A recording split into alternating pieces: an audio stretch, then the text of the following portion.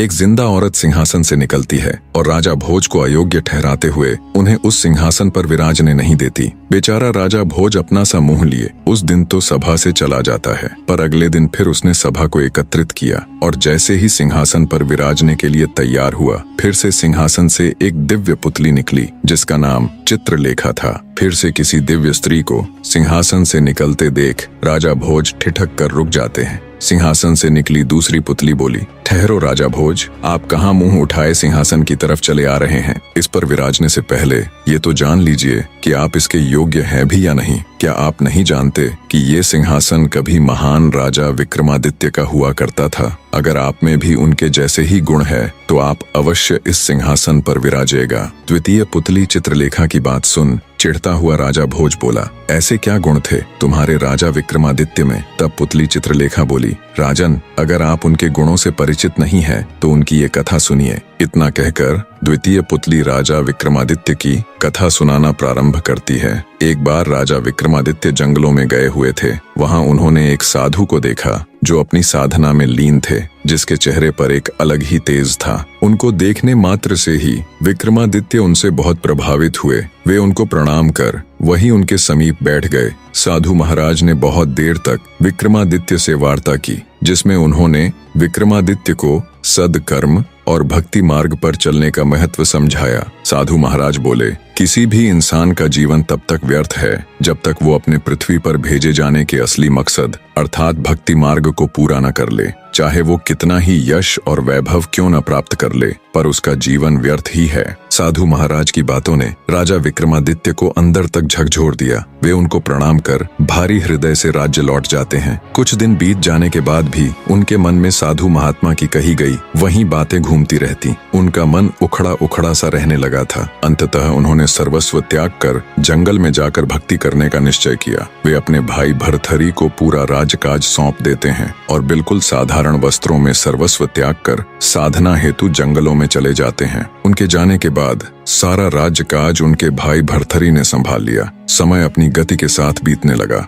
एक समय उज्जैन में एक तपस्वी गुरु गोरखनाथ का आगमन हुआ। गोरखनाथ राजा भर्तहरि के दरबार में पहुंचे। भर्तहरि ने गोरखनाथ जी का उचित आदर सत्कार किया, जिससे गुरु गोरखनाथ अति प्रसन्न हुए। प्रसन्न होकर गोरखनाथ जी ने राजा को एक चमत्कारी फल दिया और बोले कि यह खाने से वह सदैव जवान बने रहेंगे, कभी बुढ़ापा नहीं आएगा, सदैव सुंदरता बनी रहेगी। राजा भर्तहरि को वो चमत्कारी फल देकर गोरखनाथ जी वहां से चले गए। फल पाकर राजा भर्तहरि ने सोचा कि उन्हें जवानी और सुंदरता की क्या आवश्यकता है। चूंकि राजा अपनी तीसरी पत्नी रानी पिंगला पर अत्यधिक मोहित थे, अंततः उन्होंने सोचा यदि यह फल रानी पिंगला खा लेगी तो वह सदैव सुंदर और जवान बनी रहेगी। यह सोचकर राजा ने वो चमत्कारी फल रानी पिंगला को दे दिया। रानी पिंगला एक दुष्ट औरत थी। वो अपने पति भर्तहरि से नहीं बल्कि उनके कोतवाल से प्रेम करती थी। राजा भर्तहरि इस बात से बिल्कुल अनजान थे। जब उन्होंने अपनी रानी को वो चमत्कारी फल दिया तो रानी पिंगला ने सोचा यदि मैं ये फल कोतवाल को दे दूं तो कितना अच्छा रहेगा। जब कोतवाल इसे खाएगा तो वह लंबे समय तक जवान और हट्टा कट्टा बना रहेगा और उनका प्यार और अधिक प्रगाढ़ हो जाएगा। ऐसा विचार कर रानी ने वो चमत्कारी फल अपने प्रेमी कोतवाल को दे दिया। पर वो कोतवाल रानी पिंगला से नहीं बल्कि एक वैश्या से प्रेम करता था। जब रानी ने उसे फल दिया तो उसने भी बहुत विचार किया कि इसका क्या किया जाए। अंततः उसने वो फल अपनी प्रेमिका यानी उस वैश्या को दे दिया। वैश्या को जब वो चमत्कारी फल मिला तो वो अत्यधिक आनंद से भर गई। सोचा अब उसका ये सुंदर रूप, ये सुंदर जवान चेहरा हमेशा ऐसा का ऐसा ही बना रहेगा और वो सदैव सुंदर और जवान दिखती रहेगी। पर अगले ही पल उसे ये सोचकर झटका सा लगा कि वो सदैव जवान और सुंदर बनी रहेगी तो उसे ये गंदा काम भी सदैव ही करते रहना पड़ेगा। ये विचार आते ही वो एकदम निराश हो गई और विचार करने लगी कि ये फल वो किसे दे। पूरी रात बैठकर विचार करने पर उसने सोचा इस फल के लिए जो सबसे योग्य और उत्तम व्यक्ति है वो है हमारे राजा।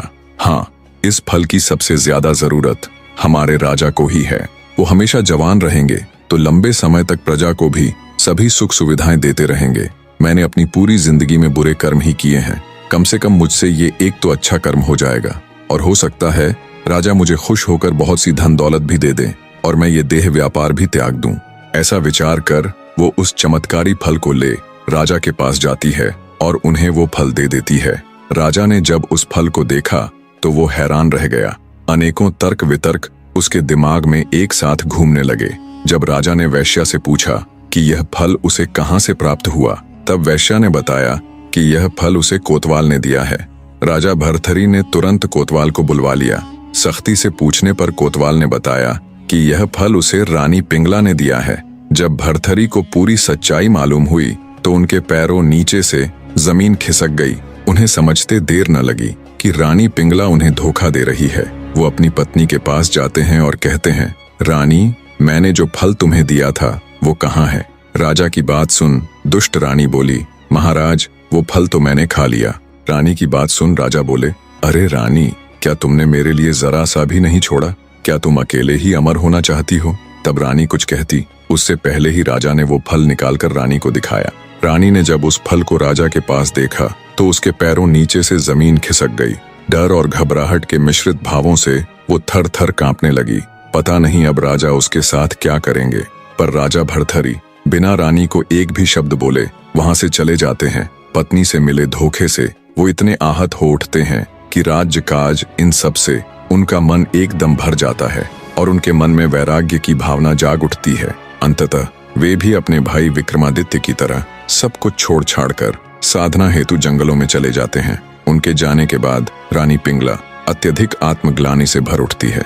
उन्हें अपने किए पर बहुत शर्मिंदगी हो रही थी। जब उनसे ये सब बर्दाश्त ना हुआ तो उन्होंने खुद की जान ले ली। राजा भर्तहरि के जाने के बाद उज्जैन का सिंहासन एकदम रिक्त हो जाता है। अब ना तो उज्जैन का कोई रखवाला था और ना ही कोई राजा। चारों तरफ हाहाकार मची हुई थी। हर तरफ हो हल्ला हो रहा था। पूरे उज्जैन राज्य में हर जगह हुड़दंग और उत्पात फैला था। ना कोई रोकने वाला था, ना कोई टोकने वाला था, ना कोई राजा था और ना कोई रखवाला। दिन ब दिन उज्जैन की स्थिति बिगड़ती जा रही थी। हर कोई अपनी मनमानी कर रहा था। उड़ते उड़ते जब ये खबर इंद्र के अखाड़े में पहुंची कि उज्जैन का राजा तो राज्य छोड़कर चला गया है और वहां अब हर तरफ अशांति फैली हुई है, तो सभी देवों ने आपस में सलाह मशवरा कर अपने एक दूत को उज्जैन की रखवाली करने के लिए पृथ्वी पर भेज दिया। इधर जब राजा विक्रमादित्य की भक्ति साधना संपूर्ण हुई तो उन्होंने सोचा, भाई को राज्य सौंप कर आया था, अब चलकर देखना चाहिए वो किस तरह राज्य कर रहा है।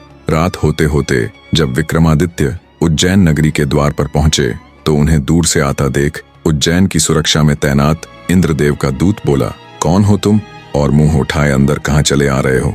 अपना परिचय दो वरना मैं तुम्हें मार डालूंगा।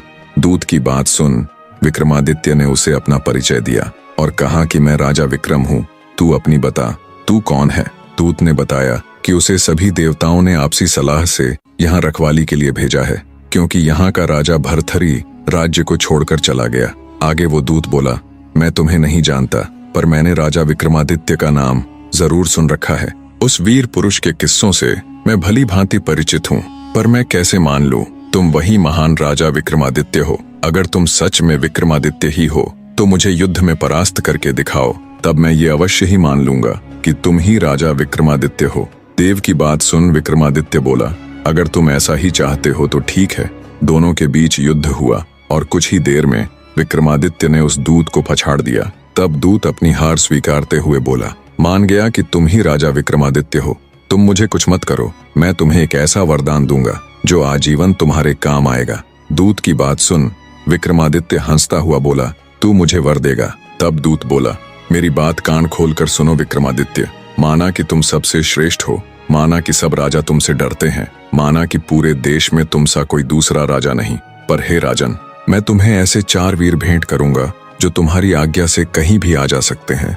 वो सूक्ष्म से सूक्ष्म और दीर्घ से दीर्घ हो सकते हैं। जब भी तुम्हें उनकी जरूरत हो बस एक आवाज देना, वो चारों हाजिर हो जाएंगे। इतना कहते हुए उस इंद्र के दूत ने वे चारों वीर राजा विक्रमादित्य को भेंट कर दिए। कहते हैं तब से राजा विक्रमादित्य को वीर विक्रमादित्य के नाम से जाना जाने लगा। राजा वीर विक्रमादित्य के वापस आने से संपूर्ण उज्जैन नगरी ने खुश हो भगवान श्री राम के आगमन की ही तरह विक्रमादित्य का स्वागत भी घी के दिए जलाकर किया। पूरे राज्य में हर तरफ खुशियों का माहौल था।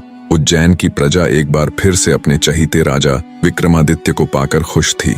महान राजा विक्रमादित्य की जीवन गाथा का किस्सा सुनाकर राजा भोज से कहती है, हे राजा भोज, क्या तुम्हारे अंदर है इतनी क्षमता कि तुम चंद पलों में अपने राज्य को तज कर भक्ति साधना के लिए चले जाओ? क्या तुम्हारे अंदर है इतनी क्षमता कि तुम भगवान इंद्र के दूत को परास्त कर उसे अपना गुलाम बना लो और वर देने के लिए विवश कर दो?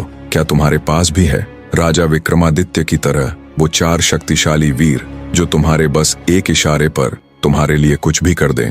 अगर है तुम्हारे अंदर भी ये सब खूबियां तो बेशक तुम इस सिंहासन पर विराजमान हो सकते हो। द्वितीय पुतली चित्रलेखा की बात सुन राजा भोज का मुंह उतर जाता है। विक्रमादित्य के किस्से सुन राजा भोज को खुद पर बड़ी लज्जा महसूस हुई। उन्होंने अपने मन में विचार किया कि वो तो विक्रमादित्य के सामने सच में ही एक तुच्छ मनुष्य है। सच में कितने महान थे विक्रमादित्य, जिन्होंने एक साधु के कहने मात्र से अपना सिंहासन त्याग दिया और राजकाज छोड़कर वर्षों जंगलों में रहकर तप किया। कितने शक्तिशाली थे वो, जिसने देवताओं के भेजे दूत को चंद पल्लों में अपने सामने झुकने पर मजबूर कर दिया। ये सभी विचार करते करते उन्होंने सोचा, पर अब तो विक्रमादित्य यहाँ नहीं है, अब तो उनका समय नहीं है। ये समय मेरा है और मुझे पूरा अधिकार है इस दिव्य सिंहासन पर विराजने का। आज का दिन भले ही बीत गया हो, लेकिन मैं कल अवश्य ही इस अलौकिक सिंहासन पर बैठकर रहूंगा। इन्हीं विचारों के साथ राजा भोज दरबार से चला जाता है। सिंहासन से निकली प्रथम पुतली रत्नमंजरी की ही तरह दूसरी पुतली चित्रलेखा ने भी भोज को सिंहासन पर बैठने नहीं दिया। अगले दिन फिर से तय समय पर सभी राजदरबारी राज दरबार में उपस्थित हो गए। राजा भोज फिर से मन में एक नई उम्मीद लिए सिंहासन पर बैठने को उतावले हो उसकी तरफ बढ़ते हैं। पर जैसे ही वो सिंहासन के पास जाते हैं, एक बार फिर से उस दिव्य सिंहासन से एक रहस्यमयी पुतली प्रकट हुई, जिसका नाम था सत्यभामा। राजा भोज को सिंहासन की तरफ बढ़ता देख तीसरी पुतली सत्यभामा गरजती हुई बोली, रुकिए राजा भोज, इस सिंहासन पर बैठने से पहले ये तो जान लो कि क्या तुम इसके योग्य हो भी कि नहीं। जिस महान व्यक्ति का ये सिंहासन था, क्या तुम भी उसके जितने योग्य हो? पुतली की बात सुन राजा भोज के कदम एक बार फिर जहां के तहां रुक जाते हैं। सिंहासन से निकली तीसरी पुतली सत्यभामा अन्य पुतलियों की ही तरह राजा भोज को वीर विक्रमादित्य का किस्सा सुनाना प्रारंभ करती है। तो सुनो राजन, एक लड़की की नई नई शादी हुई थी। सुहाग रात वाली रात वो सुहाग सेज पर बैठकर अपने पति का इंतजार कर रही थी। तभी कुछ दासियां वहां आई और उसे पकड़कर घर के नीचे बने तल घर में ले गई। नई नवेली दुल्हन दासियों के इस एकदम से किए गए व्यवहार से अचंभित हो गई। उसे कुछ समझ नहीं आया कि ये उसके साथ हुआ तो हुआ क्या। वो कुछ समझ पाती इससे पहले ही उसे पकड़कर लाई दासियां बोली, आपके पति की आज्ञा से आपको जीवन भर इस तल घर में बंद रखा जाएगा। पहले से ही उलझनों में फंसी देवयानी के लिए ये वचन किसी परमाणु बम से कम नहीं थे।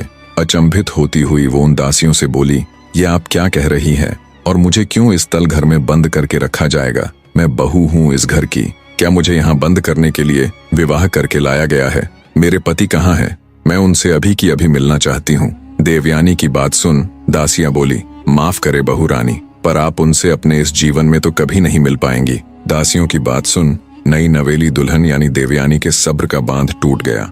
वो गुस्से से बोली, ये मेरे साथ क्या व्यवहार हो रहा है? तुम सब ये क्या कह रही हो? आखिर मेरा अपराध क्या है जो मुझसे इस तरह का सलूक किया जा रहा है? तब उनमें से एक दासी बोली, बहुत बड़ा अपराध हुआ है आपसे बहू रानी। सुना है विवाह से पूर्व आप कहा करती थीं कि पुरुष की अपेक्षा स्त्री अधिक चतुर और बुद्धिमान होती है। दासी की बात सुन गुस्से में देवयानी बोली, हाँ बिल्कुल मैं ऐसा कहा करती थी और अब भी कहती हूँ कि स्त्री पुरुष की अपेक्षा अधिक चतुर और बुद्धिमान होती है। नई दुल्हन यानी देवयानी की बात सुन दासियां कुछ कहती, उससे पहले ही उस लड़की की सासू वहां आ गई जिसने उसकी ये बात सुन ली। वो गुस्से से देवयानी से बोली, मूर्ख लड़की, तेरे इसी अभिमान का दंड अब तुझे जीवन भर मिलेगा। जिस दिन से मेरे पुत्र ने सुना है कि तुम लड़की होकर इस तरह की बातें करती हो, उसी दिन से वो हमारे पीछे पड़ा हुआ है और उसने आग्रह किया कि वो तुमसे विवाह करना चाहता है और हमें भी मजबूरी में उसकी बात माननी पड़ी। अब वो तुझे जीवन भर इसी तल घर में बंद करके रखेगा, ये देखने के लिए कि तुम कितनी बुद्धिमान हो, कितनी चतुर हो।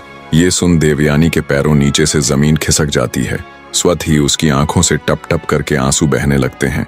आगे उसकी सासू बोली, स्त्री को अपनी मर्यादा का ध्यान रखना चाहिए। जो स्त्री अपनी मर्यादा को उल्लंघने की कोशिश करती है, उनकी यही दुर्दशा होती है। इतना कहकर वो दासियों के साथ वहां से चली जाती है। लड़की के ऊपर तो जैसे दुखों का पहाड़ टूट पड़ा था। वो निर्जीव से शरीर के साथ वहीं माथा पकड़कर बैठ जाती है। वहीं पर उस बेचारी को 2 समय का खाना दे दिया जाता। अपने पति के इस कृत्य से देवयानी बहुत आहत हुई। उसे समझ ही नहीं आ रहा था ये उसके साथ हुआ तो हुआ क्या। अब उसके पास सिवाय रोने और अपनी किस्मत को कोसने के और कोई चारा नहीं था। दिन बीतते गए और जब उस बेचारी के रो रो कर आंसू सूख गए तो देवयानी ने अपने मन में ये प्रण किया कि वो उस दुष्ट आदमी को सबक सिखाकर रहेगी और उसका गुरूर तोड़ते हुए ये सिद्ध करके दिखा देगी कि उसकी सोच सही है। ऐसे ही दिन बीतने लगे। उसने अपने पति को सबक सिखाने के लिए एक योजना बनाई और योजना अनुसार एक दिन उसने खाना देने के लिए आने वाली दासी को किसी तरह राजी कर लिया और उसे एक पत्र देते हुए उस पत्र को उसके पिता के पास पहुंचाने के लिए कहा। दासी ने उसके कहे अनुसार वो पत्र उसके पिता के पास पहुंचा दिया। जब वो पत्र उसके पिता ने पढ़ा तो उसकी आंखें फटी रह गईं, क्योंकि उसका पिता बहुत बार अपनी बेटी की ससुराल उससे मिलने उसका हालचाल पूछने के लिए जा चुका था, पर हर बार उसके सामने कोई न कोई बहाना बनाकर उसे उसकी बेटी से मिलने नहीं दिया जाता। आज पहली बार था जब उसे अपनी बेटी की इस दुर्दशा के बारे में पता चला। उसकी बेटी ने पत्र में अपने पिता को सख्त हिदायत दी थी कि उसे छुड़ाने की बिल्कुल भी कोशिश न करे और न ही ये बात किसी दूसरे को बताए, क्योंकि इतना सब होते हुए भी वो अपनी ससुराल पक्ष या अपने पति की जरा सी भी बदनामी नहीं करना चाहती थी। लड़की ने पत्र में अपने पिता से आग्रह किया कि वो अपने घर से लेकर उसकी ससुराल तक एक ऐसी सुरंग बनाए, एक ऐसा गुप्त मार्ग बनाए जिससे वो जब चाहे अपने पिता से मिलने आ सके। अब लड़की का दुखियारा पिता बेचारा मरता क्या न करता। उसने अपनी बेटी के कहे अनुसार सुरंग बनानी शुरू कर दी और कुछ महीनों बाद वो इसमें सफल भी हो गया। एक दिन हमेशा की तरह लड़की बेचारी गुमसुम सी बैठी हुई थी। तभी उसे जमीन के अंदर कुछ ध्वनि सुनाई दी। कुछ ही देर में उस गुप्त मार्ग के जरिए उसका पिता उसकी आंखों के सामने था। बहते नेत्रों के साथ लड़की भागकर अपने पिता से लिपट गई। देवयानी का पिता उसकी हालत देख अत्यंत दुखी हुआ। लड़की सुरंग के रास्ते अपने पिता के घर आ गई। अब वो हर रोज उस गुप्त मार्ग से कुछ समय के लिए अपने पिता के घर जाने लगी। जाने कितने दिनों कितने महीनों बाद उसके चेहरे पर मुस्कान लौटी थी और उसने खुली हवा का एहसास किया था। अब वो स्त्री हर रोज उस सुरंग के जरिए अपने घर आने जाने लगी। स्त्री ने अपने पति को सबक सिखाने के लिए ग्वालन का रूप बना लिया और पिता की सहायता से नगर के बाहर एक छोटा कच्चा मकान बनवा लिया और कुछ गाय भी पाल ली। अब वो ग्वालन के वेश में अच्छी तरह से बन ठन कर अपने पति को रिझाने के लिए उसके आसपास रहकर, जहां वो अपनी मित्र मंडली के साथ उठता बैठता था, दूध बेचने लगी। आखिरकार जैसे उसने सोचा वैसा ही हुआ। उसके पति की निगाह उस पर पड़ ही गई। वो उसके रूप रंग पर इतना मोहित हो गया कि अब तो वो हर रोज उसके आने के समय उसे क्षण भर देखने के लिए वहां बैठने लगा। कई दिन ऐसे ही गुजर गए। तब ग्वालन का वेश धारण किए देवयानी ने खुद ही शुरुआत कर दी और एक दिन दूध देने के बहाने उससे बोली, दूध ले लीजिए ना मालिक, बस थोड़ा सा ही बचा है। अब हर रोज दूध के बहाने उनकी मुलाकात होने लगी। इसी बीच उनमें थोड़ी बहुत बातचीत भी हो जाती। ऐसे ही उनका प्रेम प्रसंग आगे बढ़ने लगा। एक दिन बातों ही बातों में बनिए के लड़के ने उस ग्वालन से अपने प्यार का इजहार कर दिया। अंधे को क्या चाहिए, दो आंखें। ग्वालन यानी देवयानी ने बिना समय गवाए उसका इजहार स्वीकार कर लिया। बनिए का लड़का अब हर रोज रात को नगर से बाहर बने ग्वालन के ठिकाने पर जाने लगा। अब हर रोज का यही प्रसंग था। देवयानी सुरंग से होती हुई अपने घर आती और वहां से ग्वालन का वेश धारण कर अपने पति से मिलती। ऐसे ही उन दोनों को मिलते मिलते काफी समय बीत गया। बनिए का लड़का अब हर रोज अपनी ग्वालन प्रेमिका को कुछ न कुछ भेंट देने लगा। कभी आभूषण तो कभी धन, तो कभी कुछ तो कभी कुछ। पर फिर एक दिन जब बनिए का लड़का ग्वालन से मिलने आया तो न उसे ग्वालन का वो कच्चा मकान मिला, न उसकी गाय और न वो खुद। ये देख वो भौचक्का सा खड़ा रह गया। उसने आसपास बहुत पूछताछ की, पर कोई उसे कुछ बताता तो तब जब किसी को उस ग्वालन के बारे में कुछ मालूम होता। ग्वालन के प्यार में वो अब हर समय विरक्त रहने लगा। उधर ग्वालन यानी देवयानी का उससे मिलना बंद करने के दो कारण थे। एक तो वो उसे बिछड़ने का एहसास करवाना चाहती थी और दूसरा कारण ये कि वो माँ बनने वाली थी। एक दिन जब दासियां उसे खाना देने आई तो वहां एक नवजात बच्चे को देवयानी की गोद में खेलता देख दंग रह गई। आखिर वो तो 2 साल से तल घर में बंद थी, तो फिर ये बच्चा कहाँ से आया। वो तुरंत भागी भागी अपनी मालकिन के पास गई और उसे सारी परिस्थिति से अवगत करवाते हुए बोली, माँ जी, अपनी बहू को बच्चा हुआ है। ये बात सुन बुढ़िया उसे झिड़काते हुए बोली, क्या तुम पागल हो गई हो, जो कुछ भी अनाप शनाप बके जा रही हो। 2 साल से तल घर में बंद अकेली स्त्री को बच्चा कैसे पैदा हो सकता है। वो तुरंत दासियों के साथ तल घर में जाती है। देखा तो उनकी बहू की गोद में एक नवजात शिशु खेल रहा है। ये देख उसके भी पैरों नीचे से जमीन खिसक गई।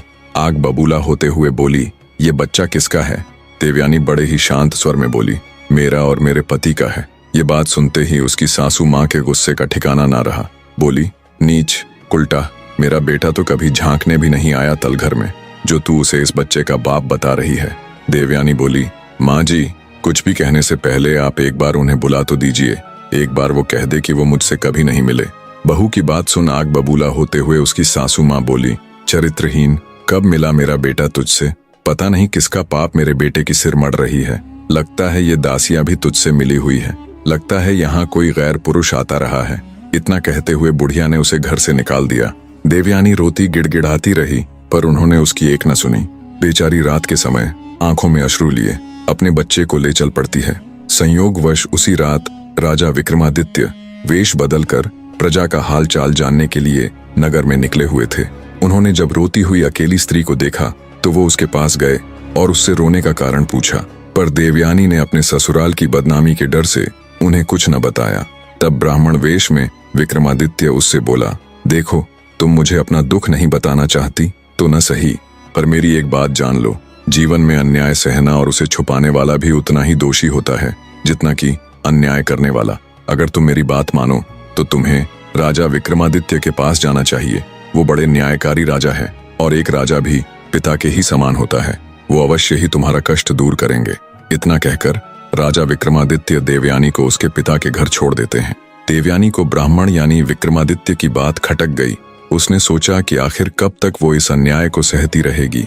अगले दिन जब वो अपने पिता के संग राजा विक्रमादित्य के दरबार में जाती है तो वो तुरंत राजा विक्रमादित्य को पहचान लेती है कि ये तो वही ब्राह्मण है जो पिछली रात मुझे मिला था। उसे समझते देर न लगी कि कल रात उससे मिलने वाले राजा विक्रमादित्य ही थे।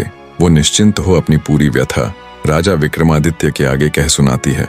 सारी बात सुन राजा विक्रमादित्य कुछ देर सोच में पड़ जाते हैं, फिर कहते हैं, तुम्हारे साथ कल इतना सब हुआ, तब तुम्हारा पति कहाँ था? घर में इतना हो हल्ला होने के बाद तो उसे जरूर आना चाहिए था। खैर, कोई बात नहीं, हम खुद वहां चलेंगे। राजा विक्रमादित्य अपने राजसी वस्त्र त्याग देते हैं ताकि कोई उन्हें पहचान न पाए और साधारण से वस्त्रों में कृत्रिम दाढ़ी लगाकर देवयानी को अपनी साथ ले उसकी ससुराल चल पड़ते हैं।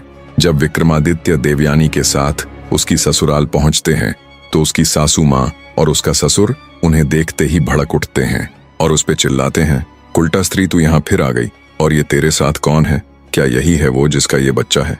उसकी बात सुन विक्रमादित्य कुछ कहते इससे पहले ही देवयानी का पति वहां पहुंच जाता है, जो व्यापार के सिलसिले में बाहर गया हुआ था और आज ही अपने घर लौटा था। देवयानी को अपने सामने अपने ही घर में देखकर वो अचंभित हो जाता है। ढेरों सवाल जब उसके दिमाग में चलने लगते हैं, ये इतने दिनों बाद और वो भी मेरे घर में। वो सीधा देवयानी के पास जा एकदम भावुक होता हुआ कहता है, कहाँ चली गई थी तुम? मैंने तुम्हें कहाँ कहाँ नहीं ढूंढा। मुझसे ऐसी क्या खता हो गई थी जो तुम मुझे बिन बताए यूं अचानक छोड़कर चली गई? अपने लड़के के मुख से ये बातें सुन उसके माता पिता दोनों दंग रह जाते हैं। उन्हें कुछ समझ नहीं आ रहा था ये हो क्या रहा है। तभी राजा विक्रमादित्य बोल पड़े, ओह, तो तुम हो वो जिसे अपने पुरुष होने पर बहुत घमंड है।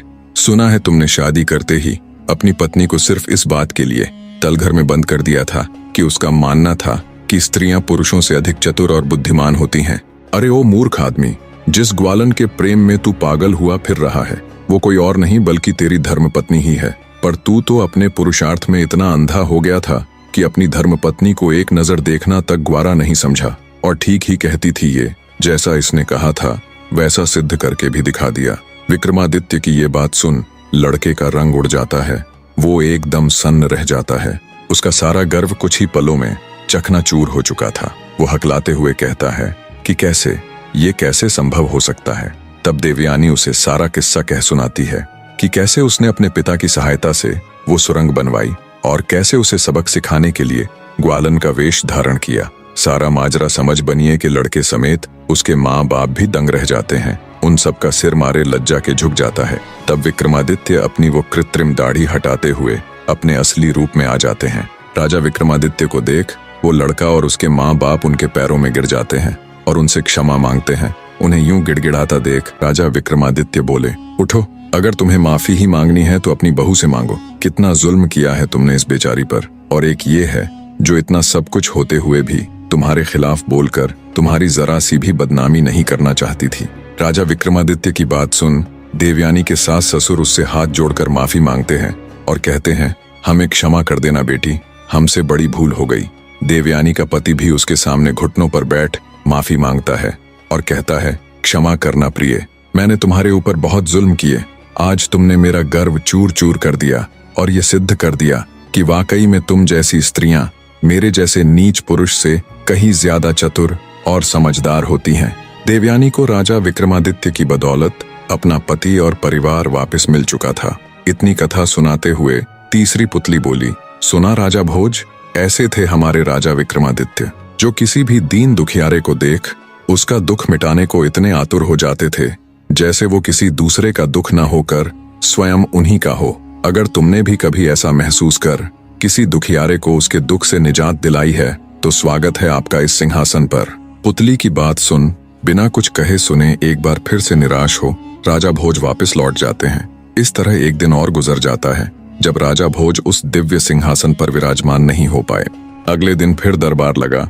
अब राज दरबारी बजाय ये देखने के कि राजा भोज सिंहासन पर कैसे विराजमान होंगे, बल्कि ये देखने के लिए ज्यादा आतुर रहते कि आज कौन सी पुतली सिंहासन से प्रकट होगी और वो महान राजा विक्रमादित्य की किस कथा का उल्लेख करेगी। तो सभी दरबारी बड़ी उत्सुकतावश दरबार में बैठे हुए थे। तभी राजा भोज भी दरबार में आते हैं और जब वो सिंहासन की तरफ उस पर विराजने के लिए अपने कदम बढ़ाते हैं, तभी एक बार फिर एक चमत्कारी रोशनी के साथ सिंहासन से एक नई पुतली प्रकट हुई जिसका नाम कामकंदला था। राजा भोज को सिंहासन पर बैठने के लिए आतुर हुआ देख चौथी पुतली कामकंदला बोली, रुकिए राजा भोज, सिंहासन पर विराजने से पहले जिनका ये सिंहासन था उनकी एक कथा सुनिए। कथा सुनने के बाद अगर आपको लगे कि आप में भी है वो गुण तो अवश्य आप इस सिंहासन पर बैठ जाइएगा। पुतली की बात सुन राजा भोज के बढ़ते हुए कदम स्वतः ही रुक जाते हैं और वे उस पुतली को राजा विक्रमादित्य की कथा सुनाने का आग्रह करते हैं। चौथी पुतली कामकंदला कथा सुनाना प्रारंभ करती हैं। तो सुनिए राजन, एक जरूरी बात मेरे प्रिय दर्शकों, आप में से बहुत से दर्शक मेरी तरह वीडियो बनाना सीखना चाहते हैं, तो उन सीखने को उत्सुक दर्शकों को बता दूं, आप सबके लिए मैंने लेश मात्र कीमत पर 2 ट्यूटोरियल वीडियो बनाई है जिसमें सब बताया है कि मैं कौन से AI का उपयोग करके ऐसी वीडियो बनाता हूं और इन्हें बनाने की क्या प्रोसेस रहती है। 2 ट्यूटोरियल वीडियो देखकर आपको सब ज्ञान हो जाएगा। फिर भी कोई सवाल रह जाए तो कमेंट करके पूछ सकते हैं। इसके लिए आपको चैनल ट्रू वर्ड्स ज्वाइन करना पड़ेगा। धन्यवाद दोस्तों। कहानी का अगला भाग बहुत जल्द आप सबके सामने होगा। तब तक स्वस्थ रहिए, मस्त रहिए।